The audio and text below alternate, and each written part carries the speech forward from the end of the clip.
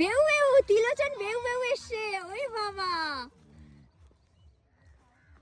ঘো ঘো করে। তুই গরু নাকি রে? তুই গরুর মতো হাম্বা হাম্বা করছিস কেন?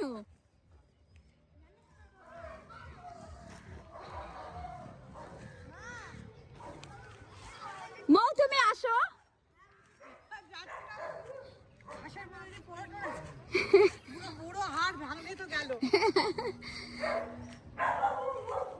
ভীষণ ভালো লাগলো, বিশ্বাস করো। মানে এত দূর থেকে আমার বাচ্চাদেরকে কেউ দেখে। আর তোমার ছেলে আর আমার সঙ্গী হচ্ছে বড় আর ছোট। আমার যখনই কোনো ভালো এরকম মানে কষ্টের ভিডিও বলো, আনন্দের ভিডিও, শোনায় দেখ কি অবস্থা, শোনায় দেখ বাজবে তো, শোনায় বাজবে তো, শোনায় হ্যাঁ বাজবে বাজবে, মা চিন্তা করো না। কথা বলি যে লোকেরা দুদিনের জন্য বম্বে দিল্লি গেলে না বাংলা ভুলে যায়।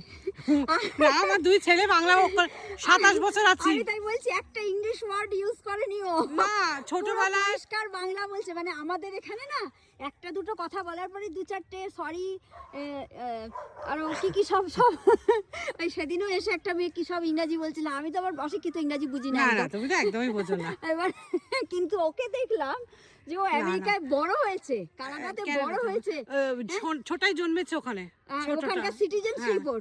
তারপরে ও বাংলা 1 বছরে গেছিল, কোনো জড়ানো বাংলা না, পরিষ্কার বাংলা। সোনাই 1 বছর বয়সে গেছে আর ছোটাই ওখানে জন্মেছে ছোটটা। তাহলে দুই ভাইয়ের মধ্যে বাংলা বলে, এত সুন্দর বাংলা, কোনো জড়ানো না। ওইটাই মেইন প্রবলেম হয় সিবলিংস এর মধ্যে, ওরা ইংরেজিতে কথা বলে তো মাতৃভাষা, এমনকি ওরা সোমবার মঙ্গলবার এইভাবে বলে, 2:30 বাজে 3টে বাজে এরকমও বলে। মানে এই জিনিসটা আমার খুব ভালো লাগে। হ্যাঁ বলে, বাংলা বলে। রামায়ণ মহাভারতের পুরো গল্প শোনাই তো জানে, ছোটাইটা অত জানে না, এই জানে পুতানা সব জানে। এটা হচ্ছে তোমার শিক্ষা, জানে। তুমি ভালো শিক্ষায় বড় করেছো। দেখো একটা কথা বলি, সভ্যতা সংস্কৃতিকে সবাই এই জায়গাটা আমি একটু বলি, আমার মতামত, আমি জানি না সবার। বাচ্চাদের কিন্তু প্রত্যেকটা বাবা মা ভালো শিক্ষা দেওয়ার চেষ্টা করে, কিন্তু এটা কিন্তু খানিকটা নির্ভর করে বাচ্চাদের নিজেদের ওপর। এটা কিন্তু আমি মনে করি যে বলে কারুকে কিছু হয় না। আমি মনে করি যে তোমার যেটা ভালো লাগার জায়গা সেটা তুমি করেই ছাড়বে। আমার কাছে সেটা খারাপ হতে পারে, তোমার যদি ভালো লাগার জায়গা হয় সেটা কিন্তু তুমি করবে। সুতরাং মানুষকে জোর করে কিছু করানো আমার মনে হয় না এটা সম্ভব। আর ছোট বাচ্চা বলো আর মাঝবয়সী বলো আর বয়স্ক বলো, কারোকে জোর করে কিছু করানো যায় না নিজের ইচ্ছে না থাকলে। আমি প্রথম ওদের ঠাকুরকে জল দেয়া এইসব করা অনেক শিক্ষার চেষ্টা করেছি, করে না, ওটা ওদের ভালো লাগে না। কিন্তু মন্দিরে যাচ্ছে, আরতি দেখছে, ও যতটুকুই ইচ্ছে ততটুকুই করে, আমি জোর করি না গো কোনো কিছুতে।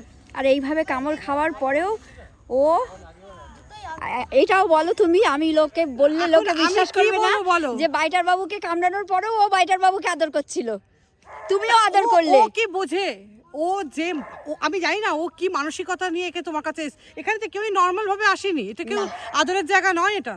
তুমি তো প্রত্যেকবারই বলো এটা কি খুব ভালো জায়গা, আপনারা নিয়ে যান, আপনাদের বাচ্চাদের নিয়ে যান। এটা কি আমি ওকে খেতে দিচ্ছি আর ওই যে বাড়ির যে আদর, কটা বাচ্চাকে তোমার 2 হাত 2 পা, তাই তো সম্ভব? কটা বাচ্চাকে তুমি বুকের কাছে, আমি তো বলি এটা নরক, এখান থেকে নিয়ে যান, এখানে দেবেন না। নরক হচ্ছে যেটা এখন রাস্তায় ছেড়ে দেয় সেটাকে বলে নরক। আমি দেখেছি সেই সব ভিডিও, তোমার ভিডিও দেখতে গিয়ে না আমার আজে বাজে ভিডিও আমার কাছে আসে, আর সেগুলোকে আমাকে হজম করতে হয় মাঝে মাঝে। শোনাই বা আমি এখন যখন কামড়ে দিয়েছে যে পরিস্থিতি, কি মানসিকতায় রয়েছে, সব কুকুর তো এরকম নয়, তার মানে নিশ্চয়ই এমন কোনো ট্রমা। আমার বাড়িতে যে আমার বোনের বাড়িতে যে কুকুর এসেছিল, তার এখান থেকে এই পর্যন্ত ঘা। আরে জানো, সে ব্রিগেল একটা বাচ্চা, তাকে নিয়ে এলো, তাকে নিয়ে এরকম আমার বোন চ্যালেঞ্জের মতো তাকিয়ে বসে আছে যে মাথা খারাপ, চারিদিকে কামড়ে দিচ্ছে, জিনিসপত্র ভাঙচুর করছে, চারিদিক মানে উল্টে দিচ্ছে, মানে সংসার উল্টে দিচ্ছে। তা ও তো দায়িত্ব নিয়েছে, তাকে কি করে ফেলে দেবে ওর বাচ্চা যদি এরকম করে। এই মানসিকতাটা তো সকলের থাকে না। এটাই আমার খুব অবাক লাগলো যে ওকে কামড়ালো, তারপরে ও আদর করছে, আর মানে বাড়ির নিজের পোষা কুকুর একবার দুবার কামড়ে দিলে তাকে বার করে দেয়। এইটাই আমার কাছে অবাক লাগলো। কত আমাদের জানো, আমি তোমাকে তখন বলতে গিয়ে ঘুরে গেল কথাটা। আমাদের যে নিয়ম ওখানে, আমরা ব্রিডারের কাছে গেছিলাম, দাঁড়াও